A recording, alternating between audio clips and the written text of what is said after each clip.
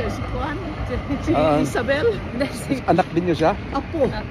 Kanino tatay mo? Si Kong Pulong po. Ganda naman ng anak ni Kong Pulong. Katatanungin ko na kayo dalawa.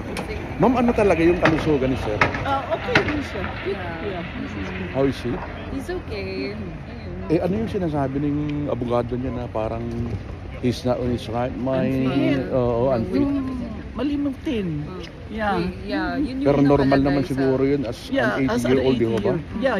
As 80 years old. But he forgets parang may mga panahon na he forgets everything. Yung ganon. Yeah, but okay naman siya. Okay siya. Yeah. At least we got the confirmation from you kasi maraming tao ang Galing pa kami nag-aalala. doon sa visit. Kaya lang, nakita niya ang hoodie ng apo niya. Sabi niya, I like that. Kaya bumili na kami. Ang gandang pagkakataon ito. Exclusive sa Radyo Pilipino UK. Actually, merong greetings si BP Sara nung nag-relaunch ako ng radio. I got a message from her. So, thank you. Good luck. Ikaw, anong message mo sa lolo mo?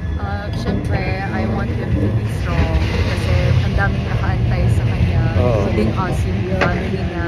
Lalo na yung mga taga Davao, as in, naantay yung pag-uwi na. And we're hoping na malapit na. Yeah. Let's see. Oh, nice meeting you, ma'am. Talagang napakaswerte ko naman. Pwede din